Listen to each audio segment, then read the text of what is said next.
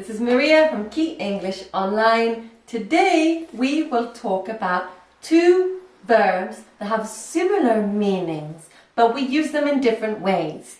They are do and make. Okay, what is the difference? Now, do is usually used for repetitive tasks or obligations, those kind of actions.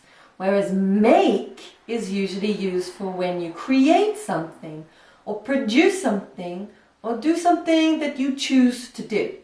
Okay, now let's give you the examples. Do. We use do for the housework. Do the dishes. Do the laundry. Do the shopping. We also use it for work and study. Do a project or do your homework. And then we use it for taking care of the body. Do your hair. Do exercise. Great. Now make. Let's look at some examples with food. Make lunch. Make a sandwich. Make a cup of tea. What about money? You make money. You make £1,000.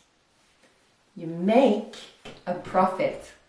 And lastly, in communication, you can make a comment, make a complaint, and make a joke.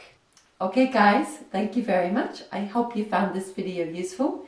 To keep learning English, check out my Instagram where you can play games every day.